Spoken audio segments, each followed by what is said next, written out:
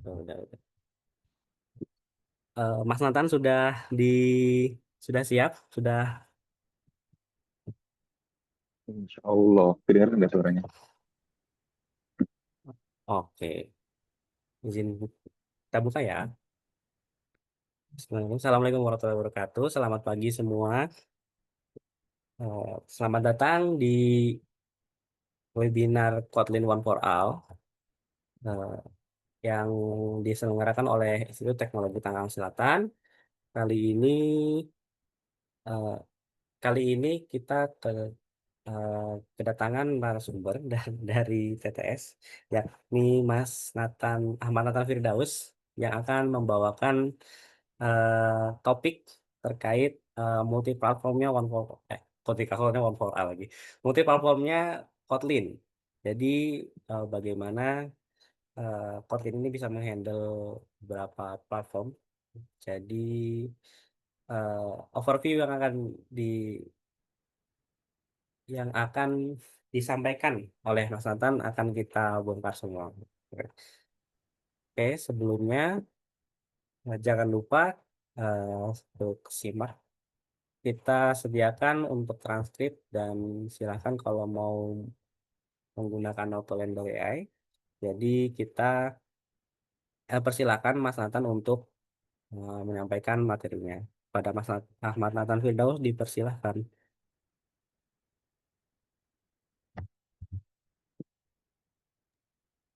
Oke. Halo, halo. Lancar nggak suaranya? Aman-aman. Aman ya. Oke, izin sharing.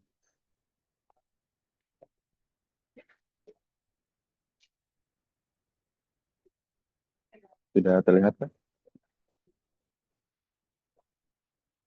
Sudah terlihat belum share screen-nya? Halo, halo. Sudah, Pak. Sudah Udah. Aman ya? aman-aman. Oke. Oke, sebelumnya disclaimer dulu teman-teman. Mungkin kita bentuknya nggak pemaparan full materi ya. Mungkin kita ngobrol aja di sini teman-teman. Karena kebetulan saya nggak kuat typing lama-lama ya.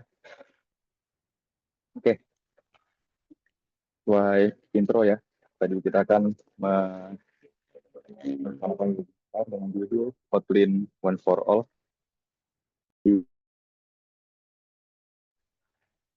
Jadi di webinar ini tuh kita bakal ngebahas Kotlin itu use case-nya di mana aja, bisa dipakai di mana aja, terus untuk tech stack apa aja.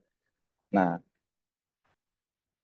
mungkin sebagai perkenalan, kalian yang mau connect sama link ini saya boleh dengan nama Ahmad Hamid Firdaus, kalian promosi dikit ya. Jadi nama saya Ahmad Hamid Firdaus, biasa dipanggil Nathan, boleh panggil apa aja lah, Kak, Bang, Om. Saya sekarang saat ini adalah seorang software engineer di salah satu IT consultant. Ya ini kelihatan ya di samping ya, di Tata Informasi Asia. Kebetulan saya juga baru lulus bulan lalu dari Institut Teknologi Tangerang Selatan. Mungkin ada yang mau connect, boleh nih langsung. Hmm, Di, diketik aja nih namanya, Smart Methods, nanti keluar paling aktif. Oke, kita lanjut teman-teman ya. Sebelumnya ada pertanyaan menarik nih. Teman-teman udah pada tahu belum sih Kotlin itu apa? Coba boleh diketik di kolom komentar nih, kolom chat. Ada yang baru pernah, ada yang baru dengan Kotlin sekarang? Atau udah pernah belajar? Atau justru waktu itu makan main sehari-hari? Atau justru yang nomor 4, mending PHP gitu?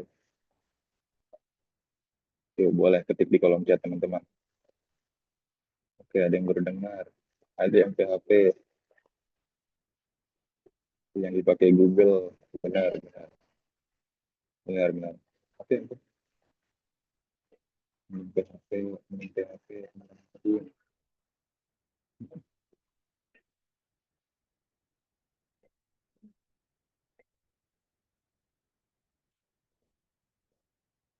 PHP dapat lampu, ya karena PHP banyak dolarnya ya teman-teman. Makanya mending PHP ya.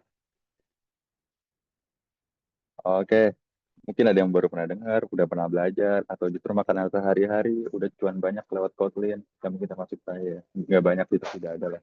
Terus ada yang mending PHP karena cuannya lebih banyak dolarnya misalnya. Oke, jadi kita kenalan dulu teman-teman. Kotlin itu apa sih sebenarnya? Nah, jadi menurut definisi dari web Kotlin-nya sendiri ya, ini nih, source-nya terlampir nih. Ya. Nih, di sini perlu di garis bawah ini teman-teman. Tuh, di sini ada kata-kata to make developer happier. Nah, kenapa make developer happier? Jadi awal mulanya gini. Dulu tuh eh, Kotlin itu dikembangin sama JetBrains, perusahaan yang sama yang ngembangin Android Studio. Nah, pada waktu itu Android itu dikembangin pakai bahasa Java teman-teman. Bahasa resminya itu Java. Java itu kan dikenal sama sintaks yang rumit ya. Bahkan untuk sekedar getter setter aja kita perlu ngedefine beberapa fungsi sekaligus ya enggak. Nah, oleh karena itu, karena kode yang terlalu panjang itu, makanya dibuatlah bahasa yang namanya Kotlin. Nah, jadi Kotlin itu punya sintaks yang lebih ringkas. Terus dia itu ada fitur namanya null safety yang Java nggak punya. Java masih manual kan ya. Ini teman-teman udah familiar ya sama sama kata-kata null safety ini. Nah, jadi singkat cerita dulu tuh Java sempat ada error yang namanya sampai sekarang sih ada error yang namanya null exception ya. Itu tuh error yang cukup terkenal karena dia itu di, dilansir dari sebuah perusahaan itu pernah merugikan sampai jutaan dolar. Nah, di Kotlin ini udah nggak ada tuh masalah-masalah kayak gitu karena dia by default udah ada null safety-nya. Terus Kotlin itu juga dipakai di Android sebagai bahasa utamanya sekarang. Java juga masih support sih, tapi sekarang bahasa utamanya itu Java. Nah, sampai saat ini Kotlin itu udah sampai versi 2210. Sekian perkenalan singkat Kotlin, teman-teman. Nah, Kotlin itu bisa dipakai di front end, back end, mobile sama desktop. Nah, mungkin teman-teman yang udah pernah belajar apa Flutter, React Native, atau mungkin Kotlin Native, coba teman-teman lihat yang khususnya yang belajar Flutter sama React Native nih di folder Android. Kalau teman-teman lihat, teman-teman perhatiin deh, pasti di kelas mainnya itu ekstensinya .kt. Nah, .kt itu kan ekstensi untuk Kotlin ya. Nah, kalau teman-teman perhatiin, mau apapun framework multi-platform yang teman-teman pakai, apa itu React Native, atau Flutter, atau apa lagi ya. Microsoft juga punya namanya, kalau teman-teman tahu namanya .NET MAUI. Dia itu ujung-ujungnya, kalau di-compile ke mobile, khususnya Android ya, dia tuh ujung-ujungnya pasti bahasanya Kotlin deh. Nah, kalau iOS itu beda lagi. Kalau iOS kan dia pakai Swift UI. Dan kabar gembiranya sekarang Kotlin tuh udah ada yang namanya Kotlin multi-platform. Kebetulan dia bisa sharing kode sama Swift UI. Nanti kita bahas deh teman-teman. Nah, mungkin teman-teman ada yang pernah pakai Kotlin buat backend nggak? Kalau teman-teman tahu Spring Boot, kan bahasa apa framework yang cukup populer ya buat Java. Nah, sekarang udah support Kotlin nih. Ada yang pernah pakai nggak buat Java? Spring Boot buat Java ada yang pernah pakai nggak? Boleh kasih jempol atau kasih sesuatu? Boleh turun di kolom chat juga. Siapa nih coret-coret?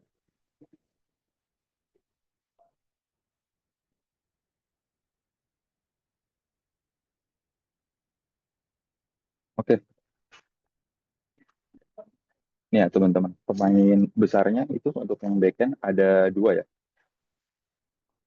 Yang pertama ada, ya ini dibacanya Ketor aja biar cepet Ketor atau apapun lah senyamannya. Terus kemudian ada Spring atau Spring Boot. Nah, ini dua pemain besar untuk framework backend yang support Kotlin ya. Kalau Spring Boot itu utama dia support Java. Mungkin kita bakal bahas lebih lanjut nanti. Nah, terus kemudian ini ada Kotlin multi-platform nih. Kotlin multi-platform itu dia bisa sharing kode. Ya kurang lebih mirip Flutter lah, atau React Native teman-teman. Dia support untuk mobile. Mobile itu ada Android sama iOS. Terus ada web, bisa support web juga. Kemudian dia juga support untuk desktop. Jadi nanti dia itu di compile-nya natif. Mirip lah kayak Flutter atau React Native ya. Nah, dia itu uniknya Kotlin. Mungkin kalau di Flutter atau React Native kita nge-share semuanya ya, termasuk UI-nya, eh, masuk bisnis logiknya dan lain-lain. Nah, kalau di Kotlin kita bisa milih nih, mau UI-nya tetap natif, misal kalau iOS UI-nya mau tetap Swift UI, kita mau sharing bisnis logiknya aja, bisa kayak gitu. Atau bisa juga pakai share share UI-nya juga, kita pakai yang namanya Compose multi-platform. Nah, di sini kan ada ya. Oke, mungkin cukup ya Yapping-nya, mungkin kita contohin aja. Masih kelihatan nggak ya chatnya? Oke. Baru di Google Udah, Slide. udah semua layar belum? Udah. Belum, ini tadi nggak tampil ya. Mau front end, back end atau mobile, mungkin udah familiar ya sama beberapa teknologi ini. Biasanya kan kalau front end ada Vue.js, ini React, ini React sama React.js sama aja logonya ya, pokoknya pakai React aja. Terus ini ada Svelte, ada Node.js, Flutter, Swift, Angular, Golang, ini Golang juga cukup populer nih. Terus kalau Python kan ada banyak ya frameworknya, ada Django, ada Flask. Nah, kalau Kotlin tadi ada dua nih, ada Ktor sama Spring atau Spring Boot. Nah, mungkin kita mulai dari backend dulu ya teman-teman. Nah, untuk pertama-tama uh, kita bisa kita pakai initializer namanya, atau initializer untuk mulai projectnya. Nah, jadi tinggal buka aja. Nah,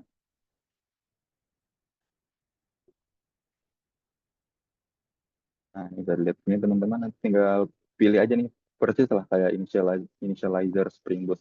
Kalau Spring Boot kan dia ada di start.spring.io. Kurang lebih mirip lah teman-teman. Nah, hmm. Oke, untuk lebih lanjutnya mungkin nggak dibahas di sini ya terkait teknik Spring Boot atau Ktor. Nah, tapi saya mau contohnya nih. Mau kasih untuk kegunaan Kotlin untuk backend. Nah,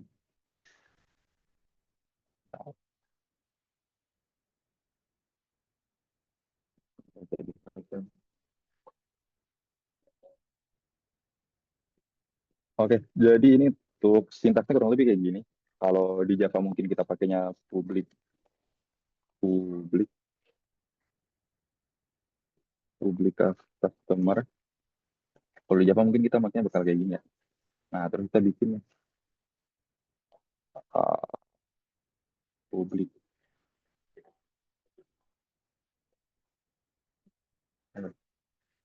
string. Nah, ini kalau di Java kan kita ngetiknya kayak gini ya, ke titik koma. Nah, kalau di Kotlin kita cukup kayak gini aja. Nah, bedanya Kotlin sama Java itu, kalau di Java mungkin kita nggak ada di Java kita nggak ada default getter sama setter ya. Nah, tapi kalau di Kotlin kita nggak define data class, itu udah ada getter sama setternya. Nah, contohnya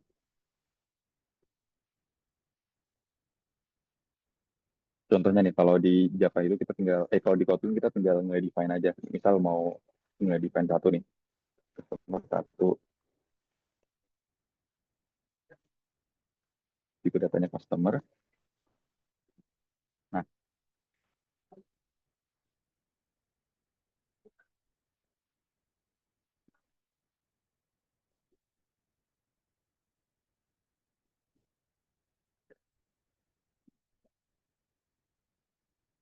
udah. Jadi suatu saat kita mau ngubah, kita bisa langsung ngubah di sini. Customer satu, dot, bentar, ya, bilang fungsi.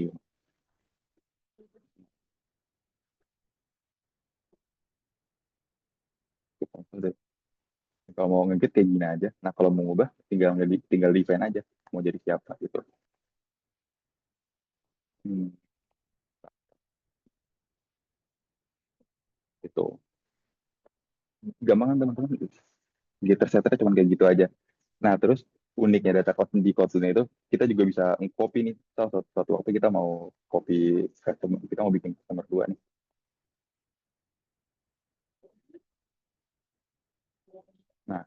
kita kita mau copy last name-nya aja nih. Kita mau ngubah last name-nya aja, sisanya samain kayak customer satu. Kita tinggal copy, copy, udah tinggal ubah last name-nya siapa. Sulaiman soalnya. Nah, gitu teman-teman.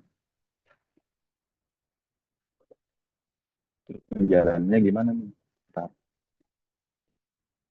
udah kalau pakai IDE IntelliJ IDEA, jalannya tinggal gini aja, tinggal klik start, udah. Jadi otomatis nge-compile, nge-compile pakai Gradle seperti biasa. Terus udah tinggal tunggu, terus dia jalan. Nah, terus karena ini backend, udah, kurang lebih kayak gitu. Ini belum ada penjelasan sampai ke database, autentikasi, dan lain-lain ya. Ini cuma sebagai perkenalan bahwa Kotlin itu bisa dipakai untuk kebutuhan backend. Di sini saya demonya pakai Spring, ya. Spring atau Spring Boot.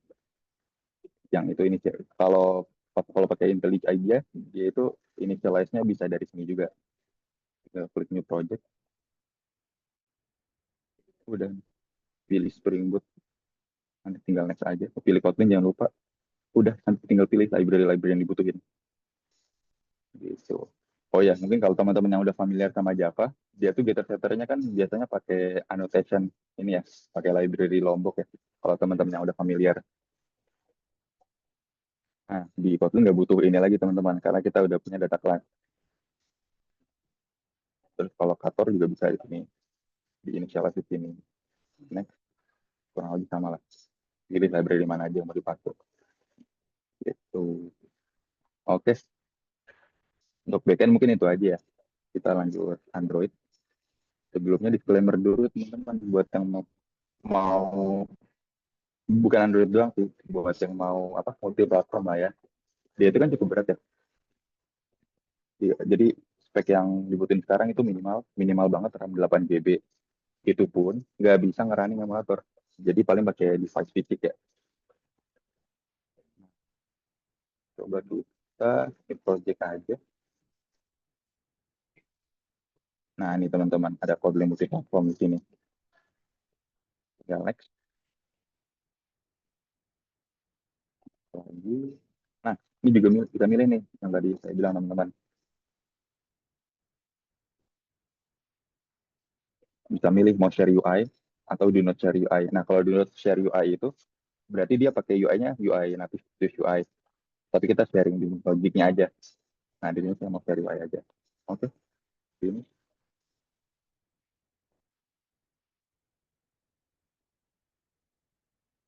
pencet nih tadi. Oke, mau ditunggu agak lama.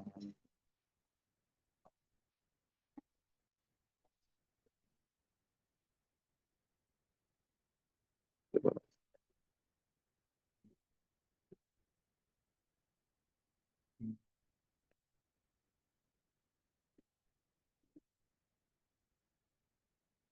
Oh, udah.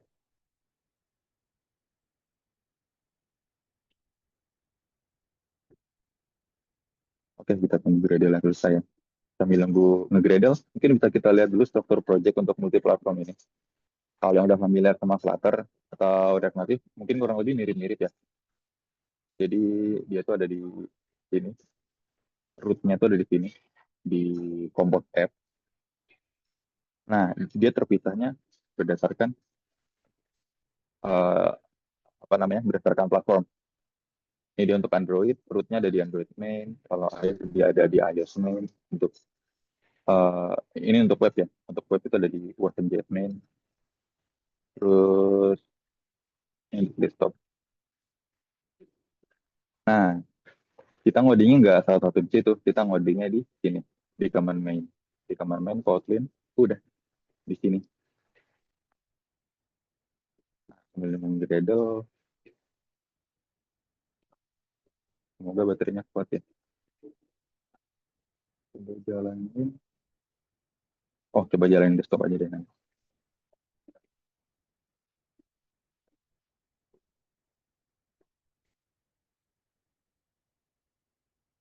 Oke, mungkin sebagai pengenalan dulu.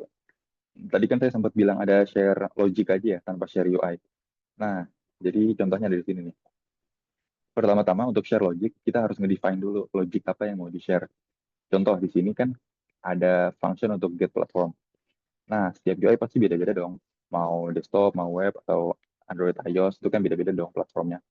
Nah, pertama-tama kita harus ngedefine apa namanya. Ini istilahnya master master master keywordnya nih. Master keyword itu ada expect. Expect, expect itu berarti kita mengekspektasikan di setiap platform bakal mengimplementasikan fungsi ini. Nah, contohnya di sini kan ada get platform. Nah, terus di masing-masing platform kita define. Contoh di Android, tuh ada platform.android.kt. Nah, implementasinya kayak gini. Actual, fun, get platform. Nah, terus ini library-nya nyesuaiin deh, nyesuaiin platform masing-masing. Kalau di Android pakai anti platform, terus kalau di iOS bisa kita lihat nih platform di iOS dia pakai platform.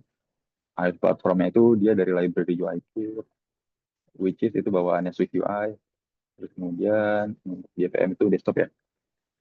Untuk desktop dia pakai JVM platform. Terus untuk WhatsApp macam itu web, web itu ya pakai WhatsApp platform. Dan platformnya yang implement platform dari Jessica Menon. Ini gradenya agak lama ya.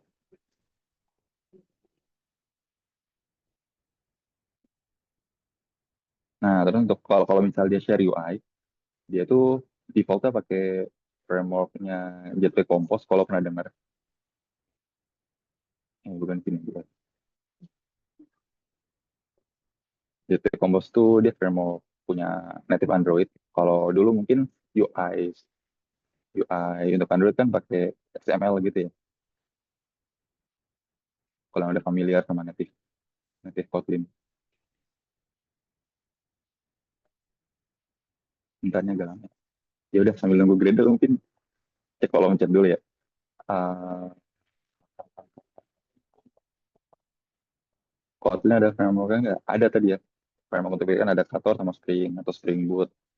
Terus Quarkus support Kotlin nggak? Nah, ngomong-ngomong Quarkus nih, di halaman resmi Kotlin, uh, Kotlin multi platform. Kita bisa lihat nih, di sebelah kiri, oh, tak, sebelah mana ya? Kotlin for server side. Nah, dia udah support nih, Quarkus. Tinggal buka aja. Nanti dicek aja dokumentasinya. Nih, linknya ada di quarkus.io/guide/kotlin. Nanti tinggal dibaca-baca aja teman-teman. Karena kebetulan saya nggak mendalami Quarkus juga ya. Mungkin bisa dibaca-baca lebih lanjut. Untuk framework-framework server yang bisa support, nih, jadi baca lah teman-teman. Nah, kebetulan yang familiar saya ambil dua contoh aja, ada Spring sama Ktor. Beda kah tangan ini? Bedanya IntelliJ sama Studio buat mobile apa tuh? Oh, kalau IntelliJ itu dia khusus untuk environment Java ya, kayak misalnya untuk develop Java.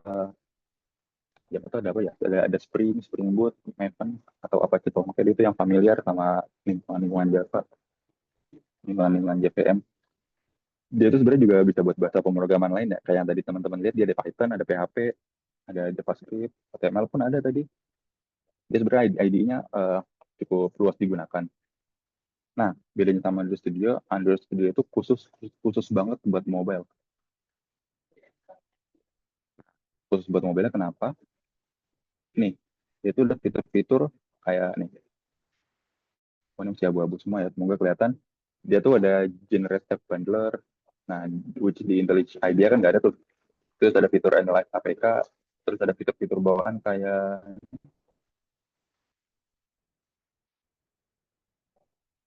mana tuh, terus Android. Nah, ini Game Manager, ada AGP Upgrade Assistant. Nah, AGP itu Android build system Gradle. Dia tuh dia tuh setiap bulan kalau nggak salah selalu ada updatean. Nah, jadi di Android Studio itu ada fitur bawaan yang memastikan project kita tuh selalu relevan sama kebutuhan modern gitu. Nah, makanya di sini udah disediain nih fitur AGP Upgrade Assistant. Nah, terus ada fitur device manager sama SDK manager nih. Nah, device manager tuh yang buat manage emulator-emulator atau device fisik, jadi manage di sini semua. Terus lagi tadi SDK manager ya. Nah, mungkin teman-teman yang pernah pakai Flutter, nge- nge-setting SDK-nya kan bisa lewat CLI sebenarnya. Nah, tapi itu lumayan ribet kan. Nah, di Android Studio dipermudah semuanya, tinggal tinggal klik-klik aja. Terus oke, udah masalah selesai. Paling tinggal nunggu waktu download aja, nggak perlu setup macam-macam lagi. Walaupun perlu, mungkin tinggal set environment pet doang. Gitu. Itu aja sih bedanya teman-teman. Nggak aja ya, itu lumayan banyak ya. Terus, apa lagi? Pro sama Cons, nah nanti dibahas deh. Nah, Gradle kenapa lama banget? Oke, jadi kemarin saya juga sempat nanya-nanya kenapa Gradle itu lama. Jadi Java itu kan adalah sebuah environment ya. Dia jalan di Java Virtual Machine namanya. Nih, Java Virtual Machine.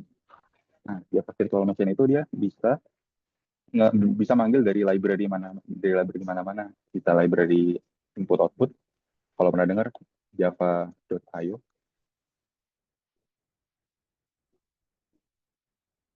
ya pokoknya Java Java input output lah. Pokoknya sekali sekali satu satu library aja dia bisa manggil dari ratusan atau ribuan library lain. Kayak contohnya di library Java.io kan dia ada yang buat logging tuh. Kalau teman-teman familiar sama Java kan dia ada system.in gitu kan, atau system.out, ada gitu-gitu kan. Nah, jadi dari satu library aja, kayak misal di sini ada library eh,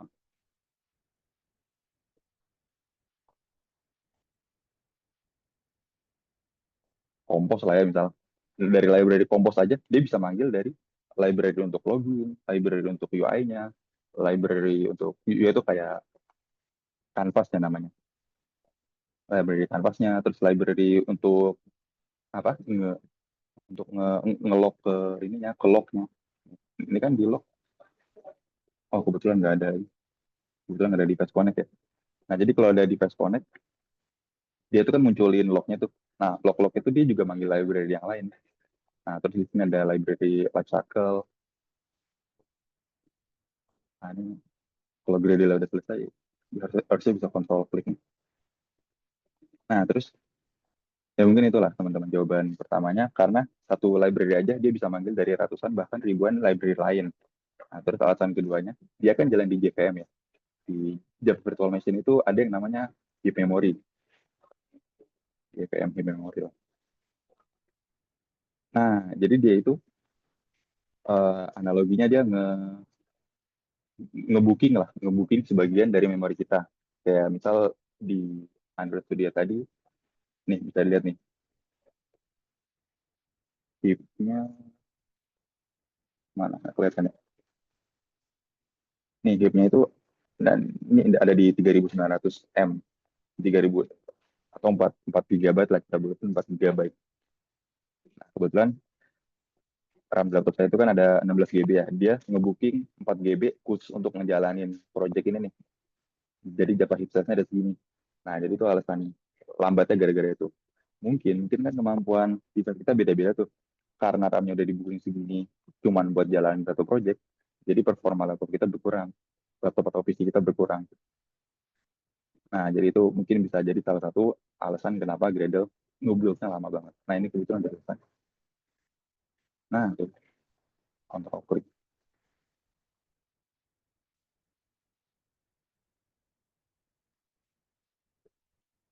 Oke, jadi ada pertanyaan apa lagi? Oh ya, mau ini bukan Gradle yang udah selesai, coba kita jalanin di kalau Android mungkin biasa ya. Coba di desktop.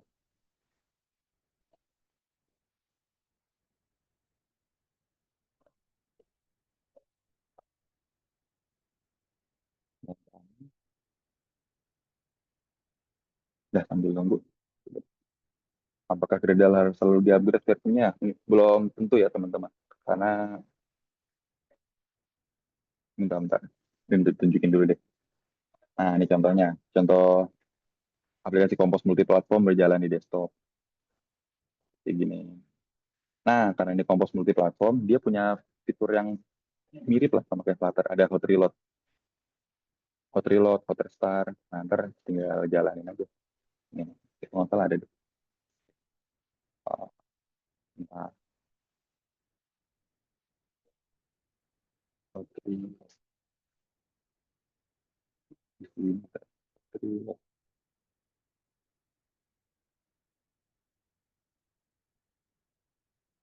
Nah, teman-teman, ini agak beda.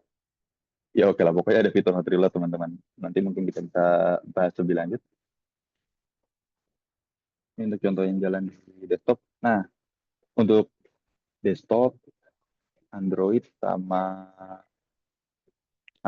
web mungkin dia nggak perlu konfigurasi tambahan ya. Nah, tapi untuk iOS ini agak sedikit spesial karena pertama-tama kita harus buka Xcode dulu untuk initialize project-nya. Dan kebetulan karena baterai menipis, karena Xcode juga lumayan berat ya, jadi mungkin mohon maaf nggak bisa saya demo di sesi ini. Nah, kita sambil baca-baca chat lagi.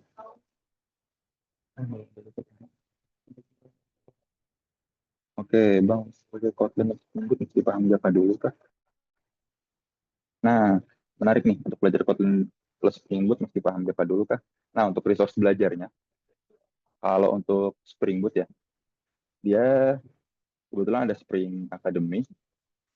Kalau teman-teman mau explore, ya silakan buka nih. Gak harus Java kok, karena yang tadi udah kita bahas ya, secara default sekarang Spring udah support Kotlin by default. Terus untuk apa lagi tadi? Untuk job demand-nya, untuk job demand-nya mungkin kita nanti scroll bareng-bareng karena itu kasus yang unik ya. Nah, terus untuk belajar basic-basic Java, basic-basic Kotlin, dia juga ada di JetBrains Academy. JetBrains Academy. Nah, nanti bisa dieksplor aja nih, keluar katalog. Terus nih, ada Kotlin Boarding, Kotlin Core. Nah, kalau saya nyaraninnya yang Kotlin Core, karena dia ngajarin dari basic banget, sampai bahkan nge-declare variable, naming convention, terus if else. Nah, nggak tahu kayak gitu.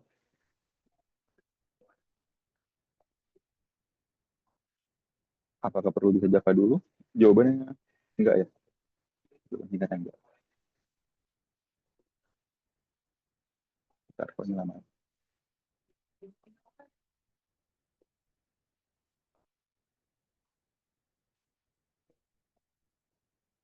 Iya, ya. Autopilotnya harusnya ada di samping tuh.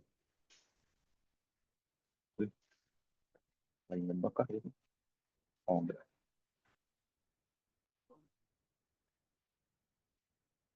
Nah, tuh. Ini dari basic banget. Dari writing per program, variable, and convention, tanda input output, sampai macam-macam ya. Tuh. Nah, sampai bawah. Nanti bisa teman-teman explore di sini nih. Hyperskill.org atau bisa akses melalui tadi tuh JetBrains Academy. Ya, tadi itu tentang apa? Apa segera adalah Solder aplikasinya tadi udah jawab belum ya? Jawaban singkatnya sih enggak ya. Karena mungkin ada library yang justru supportnya itu Gradle versi 7 misalnya. Kalau yang tadi di project kita Gradle versi Gradle bisa dicek di bukan Gradle property. Gradle wrapper property. Nah, versi Gradle bisa dicek di sini. Nah, by default kalau pakai Kotlin 2210 dia tuh bakal pakai Gradle versi 8 ke atas ya. Nah, mungkin ada library yang justru supportnya Gradle versi 7 yang kalau di-upgrade malah nyebabin error. Nah, jadi itu perlu kita cek apakah library ini support Gradle versi terbaru atau maksimal support Gradle versi berapa. Bisa kita cek di library-nya masing-masing. Makanya rajin-rajin baca dokumentasi aja ya. Terus apa lagi? Ah ya, hot reload. Nah, hot reload itu harusnya muncul di sini dia, sebelah sini. Nah, persis kayak Flutter, tapi entah kenapa. Kenapa dia nggak ada? Hmm, agak unik tuh.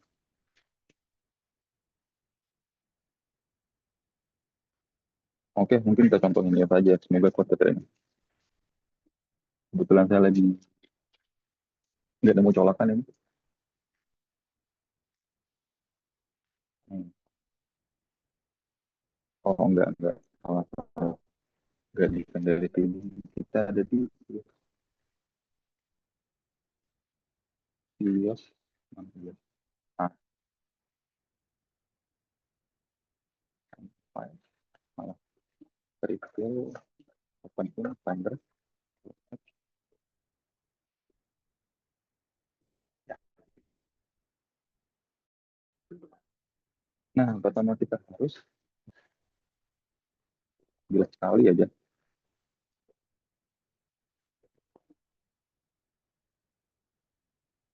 Nah, tunggu di building.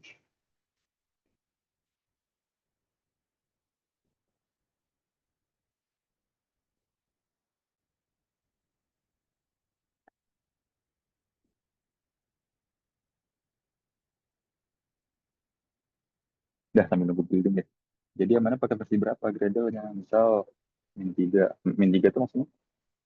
Misalnya 3 versi terakhir. Oh, pertama-tama harus sesuaiin versi Kotlin-nya. Jadi by default itu Kotlin versi berapa tadi? 2210 ya. Kalau misal udah pakai versi 2210, dia itu defaultnya segini. Nah, terus kedua yang harus kita perhatiin itu library-nya. Misal ada library buat chart ya. Tipo chart. Ya, misalnya ini salah satu library untuk grafik ya.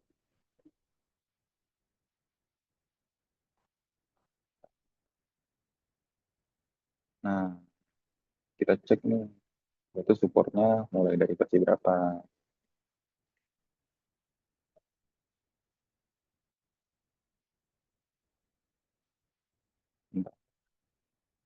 Bentar, tuh, untuk Android minimal SDK setidaknya 21. Nah, untuk SDK ini kan kita juga harus menyesuaikan dong. Versi Java-nya versi berapa. Nah, contoh SDK 21 itu mulai dari Java berapa. Yaitu satu Java, Java version. Kita cek aja nih. Eh, SDK 21 maksudnya Android, SDK 21 Java version. Nah, kita cek dokumentasinya.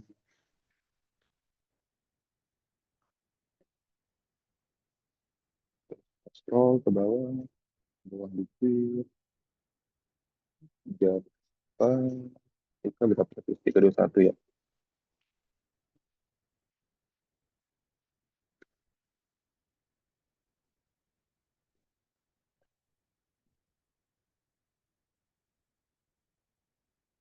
Nah, mungkin ini singkatnya bisa dilihat di sini, ini yang terbaru. Nanti teman-teman bisa cek lebih lanjut. Contohnya untuk API 34, dia minimal Java 17. Untuk API 32, minimal Java 11. Nah, kemungkinan yang bawah-bawahnya itu versi 8 ya, Java versi 8. Nanti disesuaikan aja. Terus kemudian, bisa bang, lumayan lama ke atas. Terus apakah ada pertanyaan lagi? Oh iya, job demand belum dijawab ya. Nah, untuk job demand, mungkin bisa cek di link ini ya, atau di link. Biasanya untuk sekarang, yang tersebar di Indonesia itu biasanya kalau mau cari lowongan kerja Kotlin, dia biasanya mobile natif. Coba cari aja lah, mobile natif. Ini juga kita bisa cari di job. Kalau teman-teman cari, nah, tuh, cepat banget ya langsung keluar. Biasanya kalau di LinkedIn itu title-nya Android Developer. Nah, kalau Android Developer tuh udah kemungkinan besar pasti natif. Nah, tuh, jangan lupa dibaca deskripsinya, terus kalian bisa Java or Kotlin. Tuh, kita lihat yang lain-lain. Nah, karena itu kebanyakan udah pasti Kotlin. Tinggal dibaca aja teman-teman. Nah, untuk backend emang demand-nya itu masih kecil ya. Karena kalau Java itu environment-nya masih Kalau Spring Boot, kalau Spring Boot itu environment-nya masih pakai Java. Lebih ke ini sih, apa, biasanya karena keputusan bisnis yang kalau rewrite dari Java ke Kotlin justru malah makan waktu. Biasanya gara-gara itu. Untuk performa kalau beda jauh. Kalau beda jauh sebenarnya bisa dibilang iya dan tidak. Karena yang tadi dia di Kotlin itu, yang pertama ada fitur Kotlin safety. Nah, ini yang pertama ada fitur no safety, yang mana dia itu secara defaultnya ada fitur, ini kalau dibaca juga ada artikel di dalam step. Secara default ada fitur no safety, dia itu reduce the risk of no reference. Nah, jadi kalau misalnya ada value yang nol, dia itu udah pasti error pas compile, bukan pas udah running di production baru error. Dia itu diomelin dulu lah sebelum compile. Ada yang nol nih, terus ditegur. Oh, berarti secara performa nanti pas udah production nge-reduce satu error. Terus yang kedua ada yang namanya Kotlin concurrency. Mungkin teman-teman yang udah familiar familiar pakai Golang, ada yang namanya goroutine ya. Nah, di Kotlin ada yang namanya coroutine. Coroutine. Nah, coroutine itu secara konsep mirip lah sama goroutine. Jadi dia tuh bedanya sama hyperthreading. Jadi kalau coroutine itu dia jalannya nggak nggak berdasarkan core core core CPU kita. Dia itu jalannya berdasarkan eh, apa namanya? Berdasarkan tasnya. Jadi nggak tunggu-tungguan atau dalam apa ya istilahnya asinkronus. Dia nggak tunggu-tungguan gitu. Nah, secara performa concurrency itu ya kurang lebih mirip sama coroutine itu kurang lebih mirip sama goroutine secara performa jauh lebih unggul daripada multi-threadingnya Java.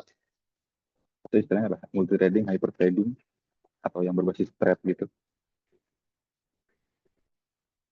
Secara performa lebih unggul. Nah, tapi di Kotlin itu juga ada fitur untuk interoperabilitas sama Java.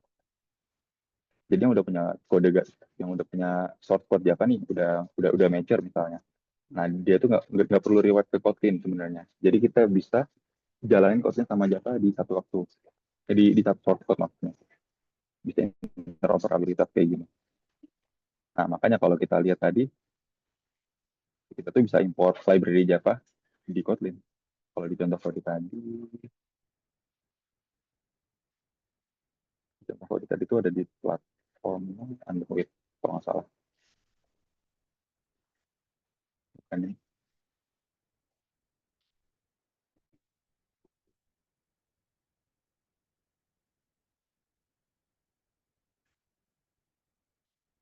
Oh, nggak ada kayaknya di sini ya. Di IntelliJ coba tadi, kalau nggak salah. Nah, terus udah sih. Secara performa, dia lebih unggul karena ada coroutine ataupun garansi. Terus dia ada fitur null safety, sama dia tuh yang fitur data class tadi. Data class itu secara penggunaan memori dia jauh lebih unggul.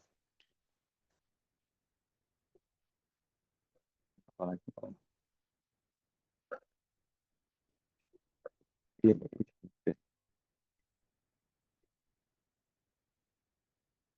perbandingan dibanding Flutter. Oke, menarik nih. Jadi kebetulan grafik engine-nya Kotlin sama Flutter itu sama ya. Kotlin, Compose, grafik engine.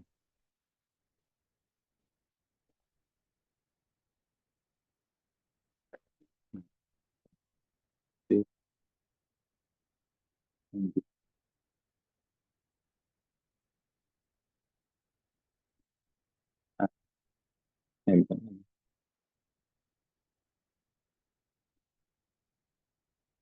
Nah, pokoknya nama grafik engine itu Skia. Skia itu kanvas yang 15.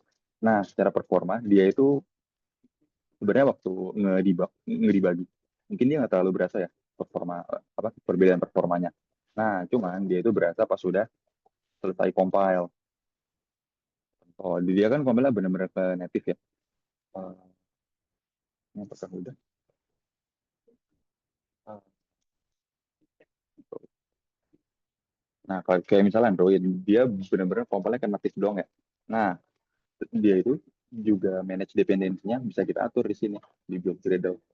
Build Gradle yang ini. Nah, kita bisa atur nih.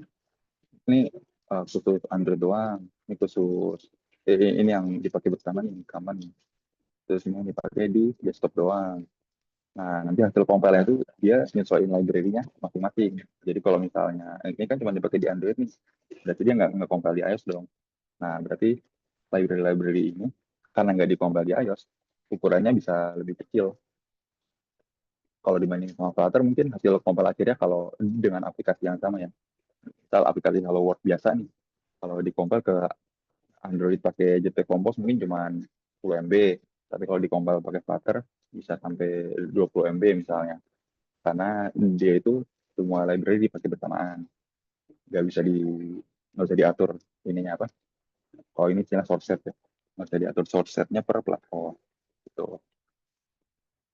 Terus,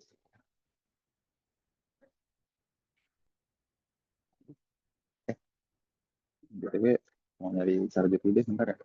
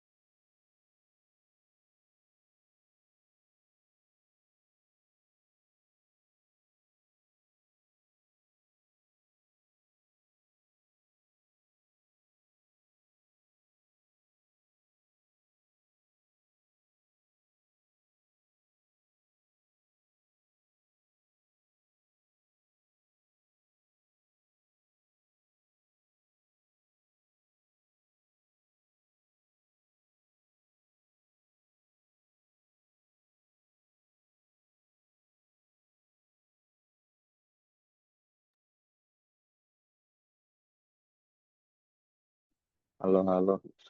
Oke, lanjut dulu kali ya. Nanti kalau misalnya tiba-tiba mati, saya pindah device. Karena kebetulan lagi di luar. Oke, yang mana tadi? Udah nggak apa-apa, 3%. Low bed dikit, nggak ngaruh. Kalau mau jadi dev Harmony OS, bisa nggak ya? Nah, kebetulan untuk Harmony OS belum explore lebih lanjut. Nah, ini untuk kompil-kompil udahin dulu ya, mohon maaf teman-teman. Nih, saya lihat nih yang iOS nih. Untung udah. Belum. Mirip kan? Iya, mirip. Dulu, biar nggak ngecek.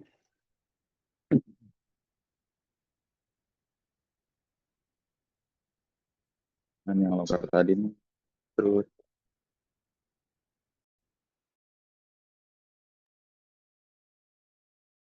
untuk Harmony OS.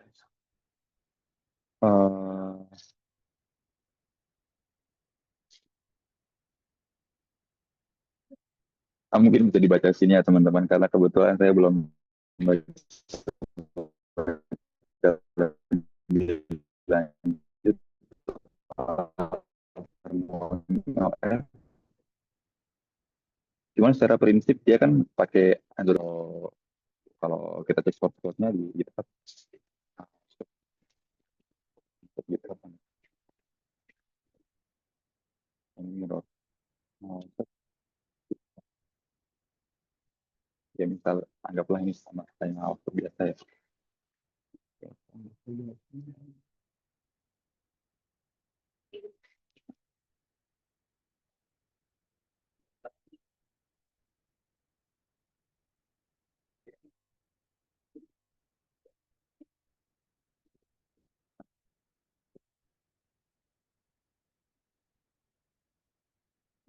Saya anggap ini sebagai gambarannya.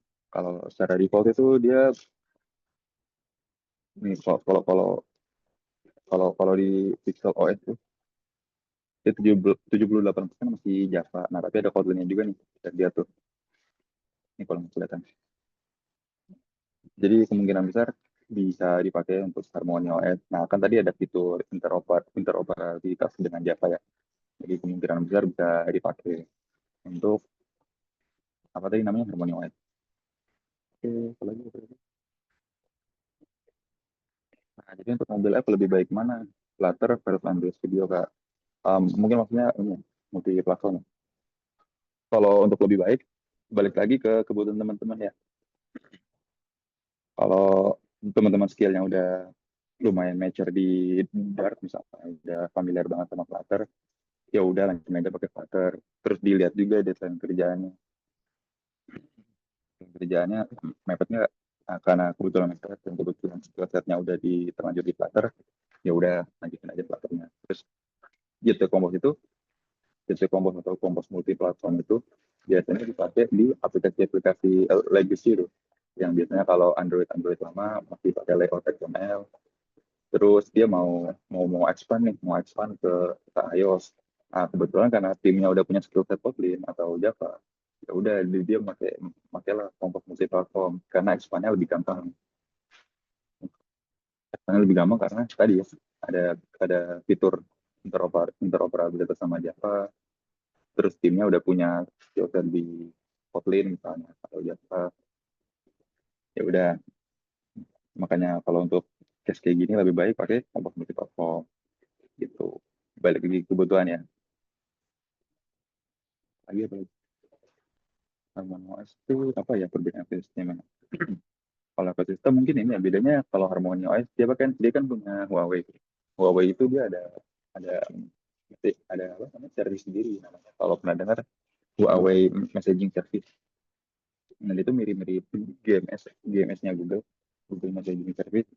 Dia perbedaan ekosistem mungkin di situ aja. Yang satu yang Harmony OS punya Huawei, yang Android biasa itu punya Google. Itu. Kalau secara aplikasi kan dia sama-sama Android. Jadi kemungkinan besar untuk development aplikasinya dia masih bisa pakai prinsip-prinsip yang dipakai ketika kita nge-develop aplikasi Android. Ada lagi kan? Mas rencana shifting dari Android ke backend. Kira-kira ke Tor atau Java Spring Boot ya Mas. Nah kalau misalnya udah punya basic skill set di Java atau Kotlin, nah itu sebenarnya boleh ke kebutuhan sih. Kalau ke Tor itu kan dia simple banget ya. Nggak simple banget sih, maksudnya secara maturity atau kedewasaan Kator tuh masih termasuk baru dibanding Spring Boot. Nah, secara ekosistem komunitas, Kator tuh masih lebih sedikit dibanding Spring Boot. Nah, kalau Spring Boot itu dia lebih mature karena biasanya perusahaan-perusahaan gede, termasuk aplikasi banking gitu, dia makanya Spring Boot. Bedanya Pak, kalau sama JP Compose. Nah, Compose multi platform itu sebenarnya pakai JP Compose ya. Nah, makanya namanya Compose multi platform. Karena JP Compose itu kan library. UI library ya, UI library punyanya Android. Nah, di Compose multi platform dia bisa nge-expand nih fungsionalnya si Java Compose ke Android, ke iOS, ke desktop sama ke web. Nah, kalau ke web pun dia formatnya bukan HTML, CSS, JavaScript, dia tuh outputnya web assembly. Ya, begitu teman-teman. Nah, semoga cukup ya 2%.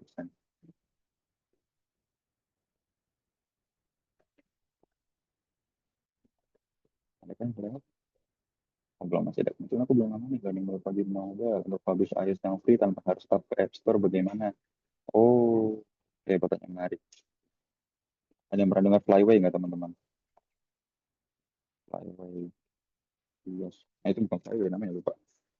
Test flight iOS.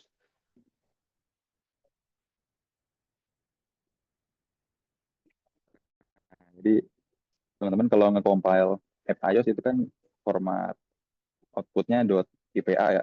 Nah IPA ini sebenarnya bisa di-share user ke user mana aja.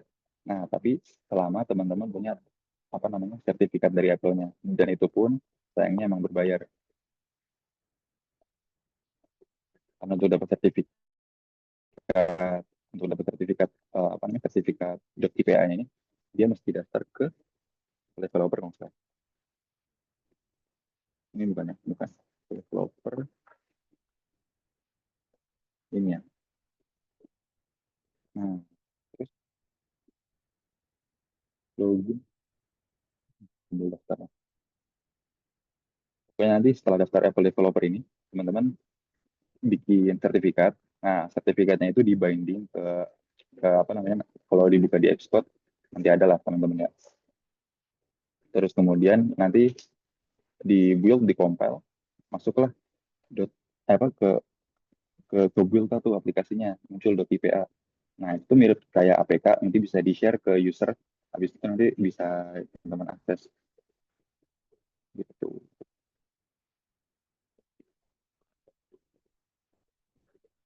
untuk develop iOS app. Nah, ini semoga kuat ya baterainya. Ya, jadi pertanyaan menarik yang untuk iOS app itu kebetulan udah ada yang ngembangin namanya Crosscode.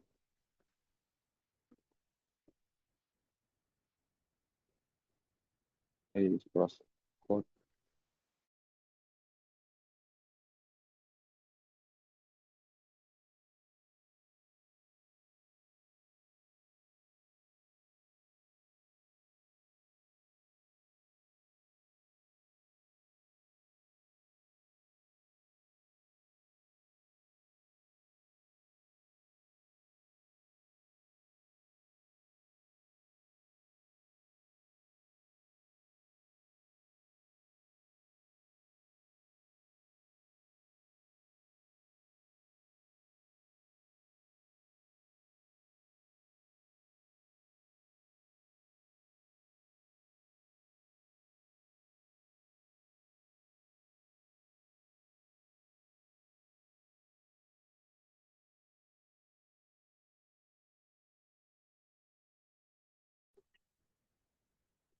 Kemana Nathan Yok? Ah, habis baterainya. Ntar di rejoin lagi.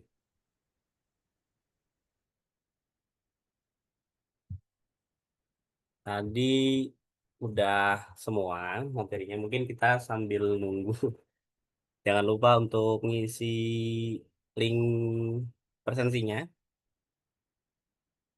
Karena Mas Nathannya tadi kehabisan baterai. Mungkin nanti dia switch device.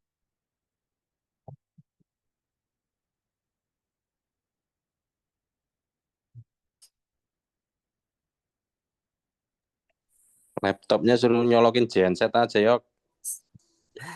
Ganti diesel aja paling. Orang mau Zoom kok nggak persiapan.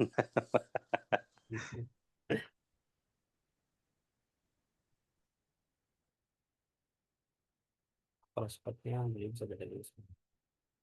Ya, ya, ya. Ditunggu sebentar ya, Kak. Masih.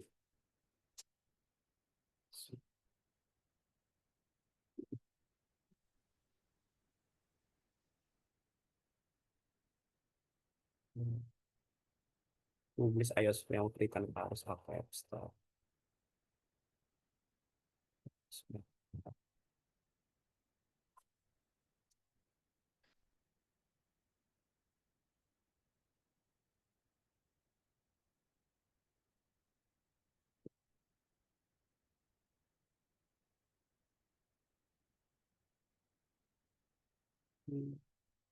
Mungkin sambil di-share agenda webinar yang besok-besok Yok.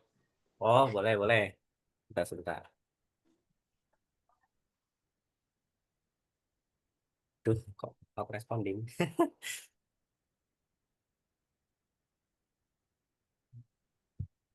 Oh, boleh. Nah, sip. Bentar ya. Uh, Mungkin untuk hari ini, eh, untuk yang bulan ini itu ada UI UX Career in AI Era nanti malam jam 8 sampai jam Insya Allah sampai jam 10 lah. Nanti ada pembahasan dari Mas Halo, Aditya halo. Fikri Firdaus yang terkait membahas tentang eh, karir UI UX di gempuran AI ya. Jadi bagaimana cara survive-nya, terus bagaimana kondisinya di lapangan tuh seperti apa nanti bakal bisa sama Mas Aditya Fikri. Terus nanti hmm, apa? Tanggal 13 itu ada tentang sama juga terkait karir, cuman ini bidangnya cyber security. Jadi pembahasannya yang tanggal 14, sebenarnya ada dua, 14 sama tanggal hmm, berapa ya? 14 sama 30. Nah, sing gawe jadwal ora apal kok piye.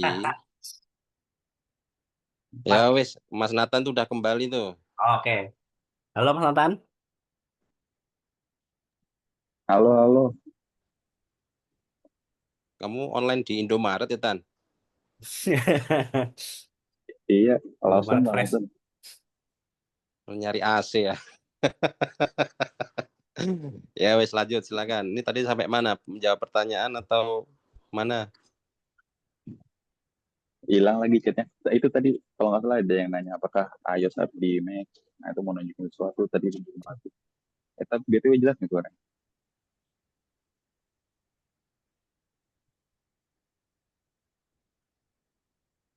Oke, jam saya screen ya.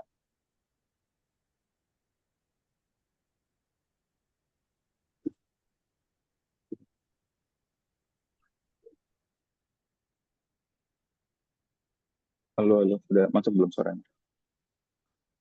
Masuk, masuk. Share screen-nya udah masuk kan? Lagi OTW.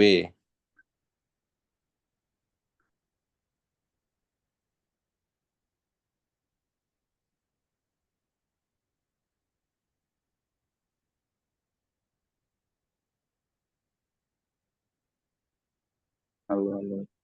Ya, kamu Udah salah masuk kan share screen? kamu salah nge-share screen-nya itu. Nah, layar ya, desktop. Nah, oke. Oh iya, Browser, oke. share screen. Awas keliru layar Masuk tancap. screen dulu.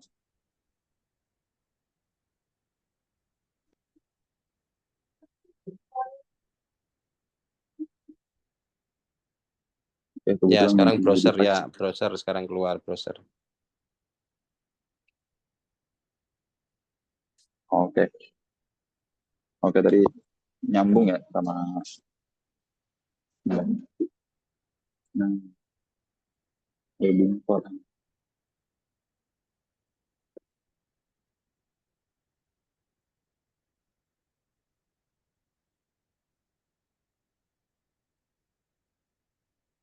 Hmm.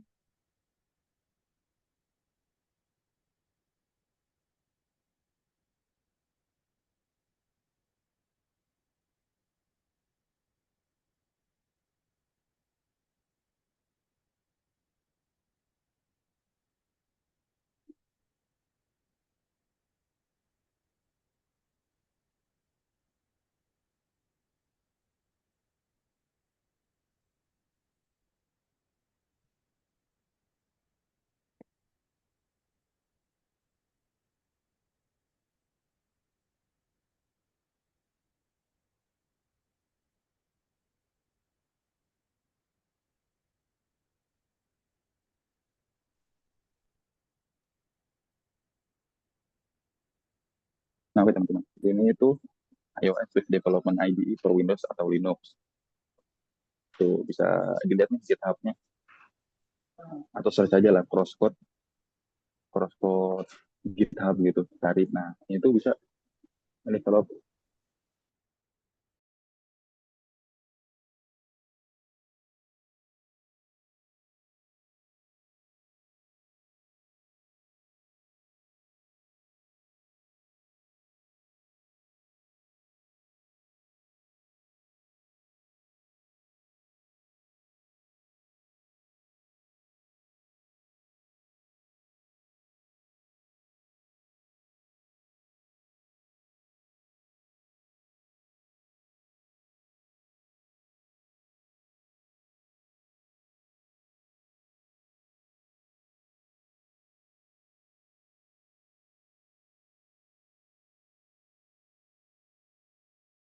Sorot tuh tadi sempat live, entah kenapa tiba-tiba not responding gini. Karena internetnya lancar nih, emang device-nya juga lumayan. Nah, ditunggu ya. Ini juga sama-sama kena gitu.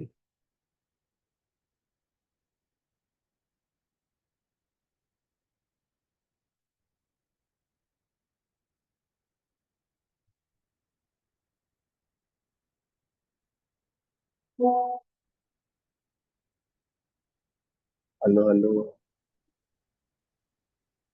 Aman, Mas. Kita tinggal Oh, tunggu Mas Nathan ya. halo, halo. Keluar lagi deh, Yok. Iya, ini nih. Mas Nathan nih. AN. Oh, suruh bayar ke kasir dulu kali, Yok. Oke, hotspot Pak ini. Jadi agak patah. Oke aja kali ya, biar lebih stabil mungkin. Suruh beli kopi, weh. Suruh beli Udah aja belum parah. donat.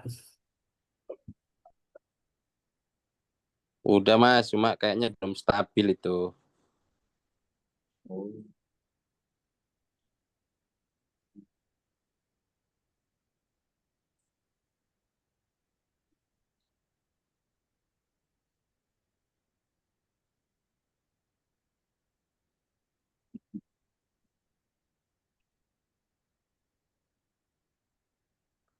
oke, oke, oke.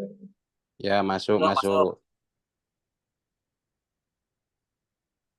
Oke, udah masih patah-patah nggak?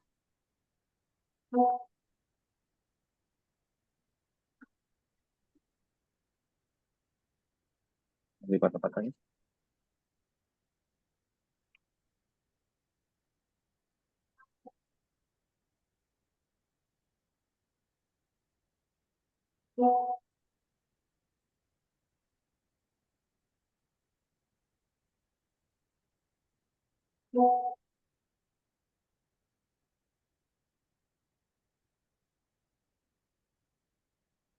Halo Mas Nathan. Halo, halo. Nah, udah aman-aman. Udah mendingan. Dah. Oke, semoga stabil ya. Udah, ya, screen. Ini sudah muncul kan sesinya? Yes. Nah, dah siap. Wih, keren. Oh, oke, oke. Nah, tadi yang nanya apakah iOS hanya khusus di Mac apa enggak. Nah, sekarang udah ada yang namanya Xcode nih. Kebetulan ini baru deh, kayaknya bisa dilihat. Kita lihat first commit-nya. Oh, bisa terhitung baru lah. Hmm. Di sini. Jadi ini tuh buat Aku Windows kebuka. sama Ini nih. Linux. iOS Development ID untuk Windows Iya, sama iya. Linux. Jadi mungkin yang nggak pakai macOS bisa untuk pakai Xcode namanya. Nah, untuk Xcode sendiri saya belum pernah pakai, tapi teman-teman bisa baca seperti di repository dan aja Xcode GitHub. Nah, di sebenarnya 6138.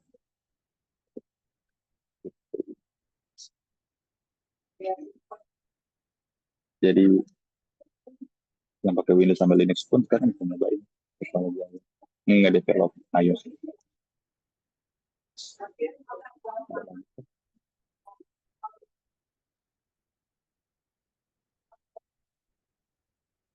Iya, riset ini chatnya. Mungkin ada yang belum dijawab, boleh kirim ulang atau boleh dibacain sama Mas Yoga mungkin yang tadi belum dijawab. Saya juga hilang tadi. Tadi kan live Oh, juga. hilang juga. Iya. Oh, Kayaknya tadi banyak. Udah sih. Enggak. Mungkin yang punya boleh. pertanyaan bisa dikirim ulang. Iya, iya, boleh, boleh. Apa benar akses itu resmi ketat? Iya, benar. Jawaban tiga itu benar. Nah, sama kayak Google Play sih. Sekarang Google Play itu udah ketat juga. Pertama, kalau dari Google Play sendiri mungkin ya, itu SDK-nya harus udah versi 35 sekarang. Nah, kalau App Store mungkin namanya bukan SDK itu. Saya lupa namanya. Kayak gitu. kalau di iOS. Dia juga ada versi semacam SDK, cuman namanya beda. Itu bisa dibaca mungkin di dokumentasi Apple-nya untuk persyaratannya apa aja tadi di developer Apple. Developer Apple. Bisa dibaca-baca di sini di dokumentasinya. Kalau malas baca mungkin bisa oper aja ke ChatGPT atau AI lain. Nanti minta arahannya. Kira-kira apa aja sih yang boleh dan nggak boleh. Nah, terus selain masalah-masalah teknik kan juga ada tentang permission ya. Nah, permission itu harus dijelasin juga, kayak misalnya permission ke full storage access, dijelasin kenapa sih aplikasinya perlu akses ke full storage access gitu. Jadi kenapa alasan tekniknya. Terus untuk alasan kayak misalnya privasi itu bisa mencakup sampai ke penghapusan akun, terus datanya kalau misalnya aplikasi kita ngumpulin data, ya misalnya dari data login, dari data pengguna ketika daftar, itu datanya diapain, misal untuk kebutuhan internal atau kebutuhan untuk fitur-fitur umum, fitur apa gitu, dijelasin semua gitu. Kalau untuk Google Play gitu ya, nah kalau untuk Store, dia mirip-mirip juga kayak gitu. Tinggal dibaca aja nih di dokumentasinya. Hmm, di Store, Store ada Store, bisa nanti coba App Store.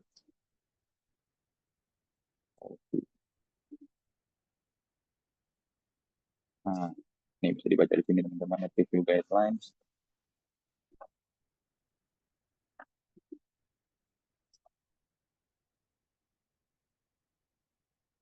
Nah,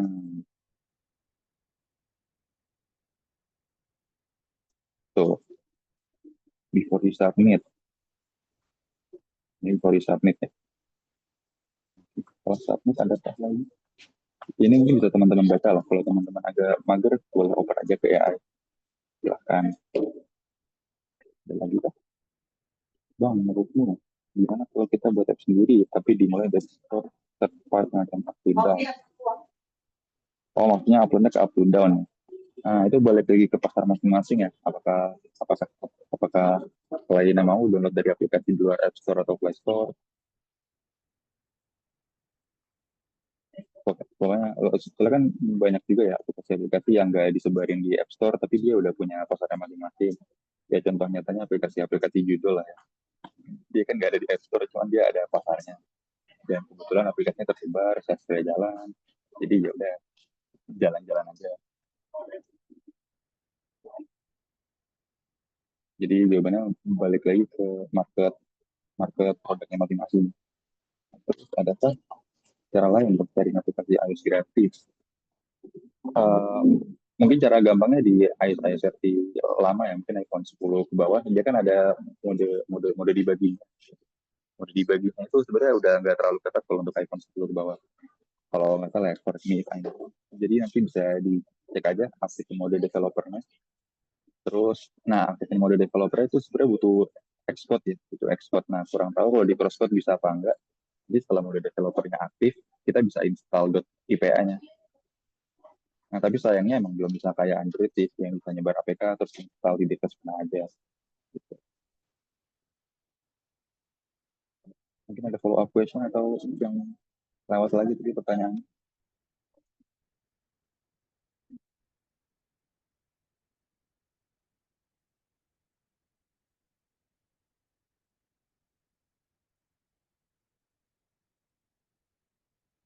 Presensi yang tidak bisa mengikuti komprehensi. Ini sih menurut.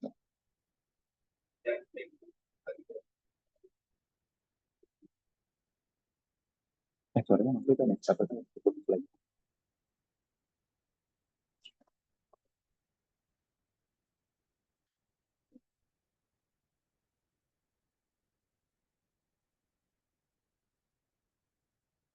Oke, apakah ada pertanyaan?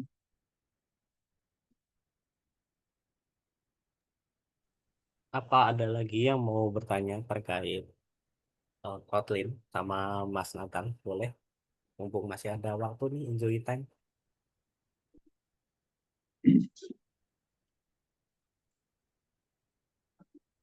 Kebetulan saya ekspertisnya pakai Kotlin untuk kebutuhan Android, mobile development, khususnya Android.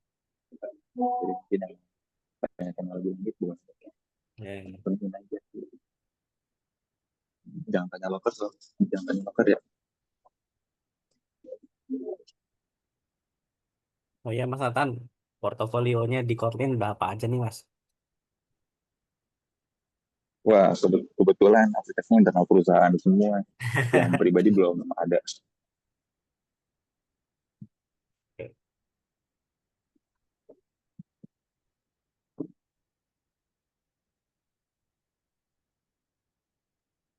Kalau sertifikat kali ya. Kalau sertifikat ada beberapa dari Decoding. Beberapa sertifikat dari Decoding. Terakhir apa ya? Tentang Jetpack itu, Android Jetpack. Hmm. Tapi belum lama itu tahun 2019, 2020. Kalau nggak salah. Waktu layoutnya masih XML juga. Mantap, mantap. Jadi kalau mau belajar Kotlin, ada rekomendasi nggak di channel mana gitu atau di platform mana gitu? Oh iya bener, ngomong-ngomong channel jadi keinget. Kalau chef ini udah kelihatan belum ya? Ya udah. Kalau untuk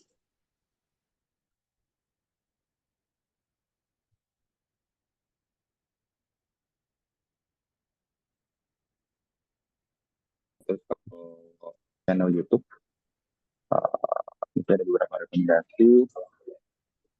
Yang pertama itu,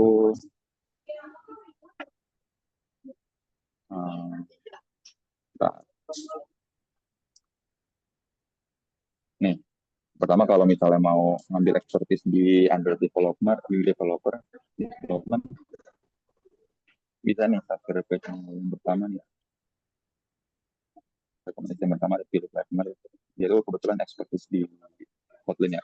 Kontennya dari beberapa tahun lalu coba aja. Nah, dari 5 tahun lalu tuh dia konsisten bahas Kotlin. Kalau video-video yang terbarunya dia ada bahas-bahas backend juga tipis-tipis. Nah, Spring Boot 4, terus ada tentang kelompok multiplatform, konten multiplatform. Ini recommended nih. Pertama. Terus yang kedua, ada yang namanya The. Nah, kebetulan dia juga bikin website namanya typealias.com. Di situ artikel-artikel tentang Kotlin, mulai dari core-nya, terus nya sampai breakdown setiap fungsi Kotlin. Dia breakdown semua. Nah, di video dia ini ada banyak pembahasan tentang Kotlin platform, ada backend ada, cuman kebanyakan dia soal konsep-konsep Kotlin secara spesifik lah. Kayak misalnya nih tentang policy, terus tentang pattern, tentang apa sih, tentang AI, tentang jenis-jenis function, nah, gitulah dia baca spesifik tiap video. Nah, kadang dia juga ngadain streaming, sering sih nggak kadang, bulan sekali adalah.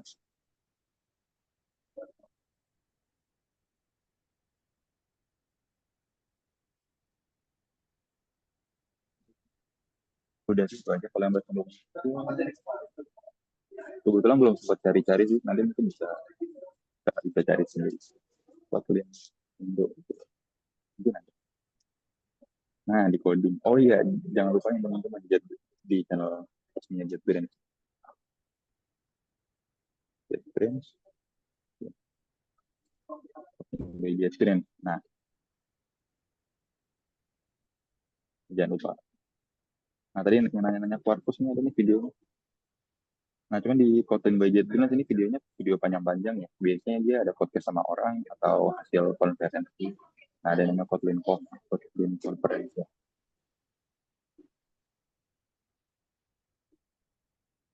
Nah, mungkin itu ada 3 channel yang rekomendasi. Ada pertanyaan lagi tuh Mas.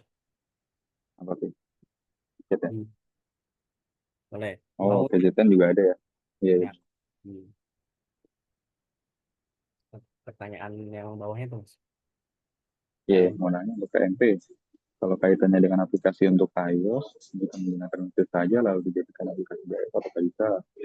Contohnya seperti WA jadi aplikasi di desktop. Oh, mungkin ini kayak sejenis WebView gitu ya. Kalau WebView sebenarnya bisa-bisa aja, cuman kalau udah pakai Kotlin multi-platform itu kan kayak sayang banget ya. Potensinya kan udah ada tuh, dia bisa share UI, share logic. Jadi sebenarnya jawaban singkatnya bisa aja, tapi untuk apa? Untuk teknologi sekeren multi-platform kayak sayang aja gitu kalau nggak sekalian di develop aja. Oh, ini boleh. Oke, mungkin gitu ya, man. Man, sih, man. Bisa buat BE web nggak kan? Aku baru coba kenapa sih jadi kurang tahu. Tadi udah sempat dibahas sih, web B apa apa, apa namanya? Kotlin untuk backend. Mungkin bisa lagi deh. Untuk backend Kotlin itu yang pertama yang cukup populer ada Kakator namanya. Nah, ini nanti bisa dibaca-baca aja. Terus untuk initialize-nya bisa kalau dari IntelliJ bisa new project nanti pilih Kator, atau kalau nggak pakai IntelliJ bisa start Kator, Vio, nanti tinggal pilih library-library di mana aja yang mau dipakai, ya, download, sudah. Terus ada juga Spring emang biasanya dia kan Java, cuman sekarang dia udah support Kotlin juga. Nah, mulainya kalau pakai IntelliJ juga bisa ya di IntelliJ. Nah, kalau untuk nggak pakai IntelliJ bisa nih pakai Spring Initializer.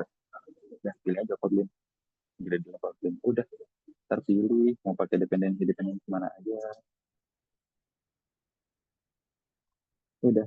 Nah, untuk lebih lengkapnya bisa dibaca di dokumentasinya. Kotlin perfect tadi ya. Hmm, bisa dibaca di sini Kotlin server side. Nah, tuh bisa dibaca ada Spring, Mercator, ada Quarkus, ada Metronal. Cuman pemain yang cukup besar ada di dua ini, ada di Spring, Mercator yang cukup populer. Dalam apa? Kotlin bisa buat web, oh, udah bisa buat web. Oh, web maksudnya ini kan full stack gitu, bisa juga pakai template ini. Ya, enggak apa salah tanggap. Ini kalau buat template ada namanya Kotlin XHTML. Nah, dia sintaksnya lumayan nih, lumayan lumayan unik lah. Dia nggak pakai sintaks HTML biasa kayak gini tuh. Ya mirip-mirip JavaScript lah ya. Dia pakai Kotlin DSL lah. Kotlin DSL tuh domain specific language. Wih, banyak nih. Apakah Kotlin bisa jalan di VS Code seperti di IntelliJ? Bisa, cuman nah sesuai sesuai ini ya, sesuai prinsip masing-masingnya. Apakah pengen hidup seperti Larry atau enggak? Nah, kalau jalan di VS Code itu dia nyetingnya lebih ribet sebenarnya.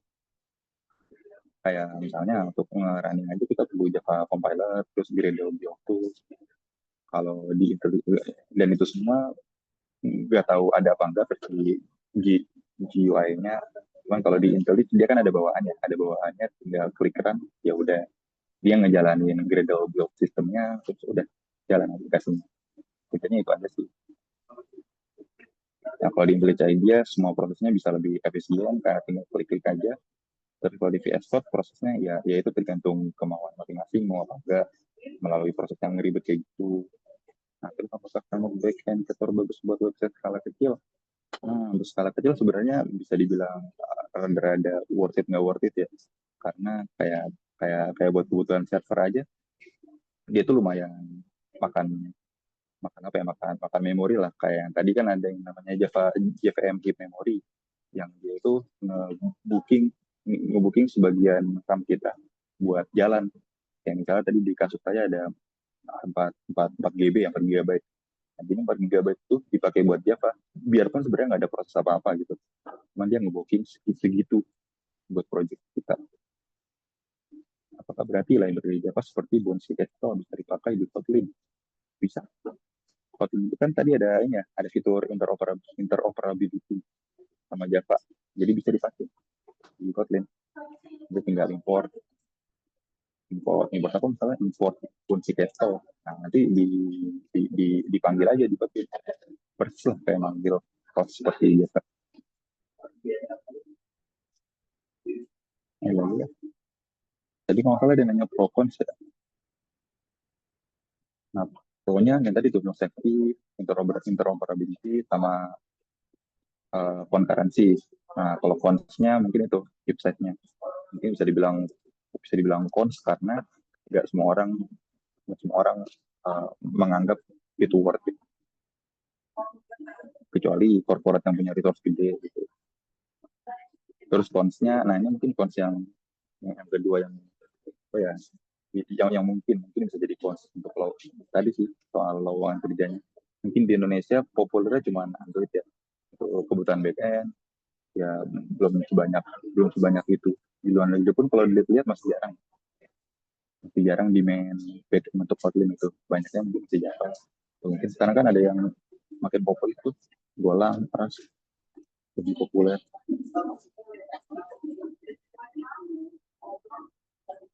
Ini udah setengah 12 kebetulan. Oke, karena sudah nggak ada pertanyaan lagi dan waktu kita sudah di penghujung juga.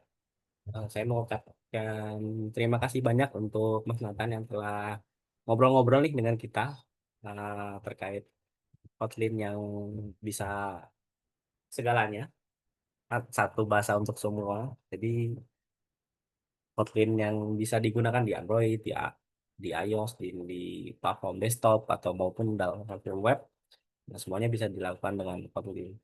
Mungkin jangan lupa teman-teman bagi yang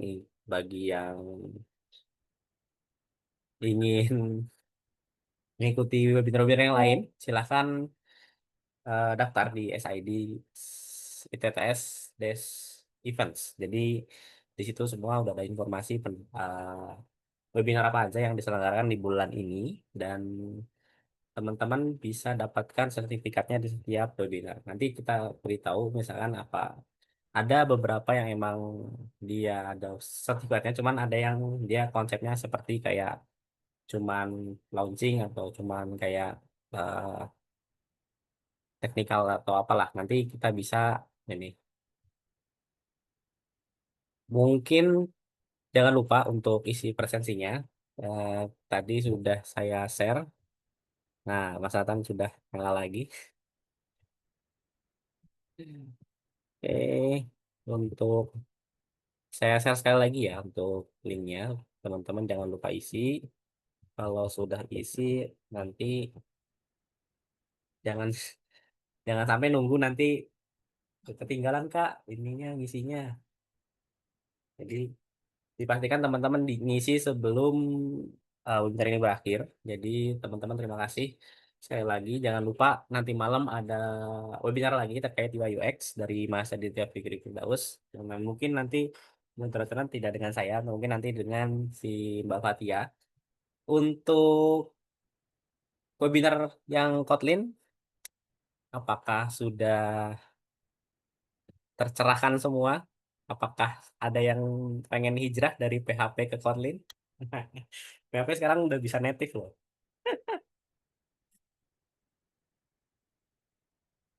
Oke, bayar. Oke, terima kasih semua untuk partisipasinya. Jangan lupa stay tune untuk follow ITTS Tangsel. Bagi teman-teman yang belum daftar kuliah di ITTS, boleh nanti langsung aja di registrasi its.ac.id. Kita masih buka sampai tanggal berapa Pak Agung? Halo Pak Agung? Oh, enggak ada. Mungkin tanggalnya sampai tanggal 20, 19 lah. Nanti teman-teman bisa ketemu Mas Nathan. Mas Nathan juga sekarang alhamdulillah insya Allah jadi alumni ya Kak Bang Nathan. Iya, udah skripsi juga. Skripsinya juga kurang lebih tentang apa Mas Nathan tadi? Kalau skripsi nggak tentang AI. Oke, berat. Oke, siap-siap. Jangan lupa teman-teman untuk sekali lagi isi link link presentasinya. Oke, karena sudah di ujung, saya izin tutup acaranya. Terima kasih teman-teman dan dari Mas Nathan juga telah eh, sudah ngobrol-ngobrol lagi dan semua partisipasi baik dari peserta maupun dari stakeholder PPS telah menyempatkan waktunya untuk ada di webinar Kotlin. Semoga nanti di webinar berikutnya teman-teman bisa berpartisipasi dengan mengundang lebih banyak peserta lagi dan saya tutup. Uh, Wassalamualaikum warahmatullahi wabarakatuh. Selamat siang semua.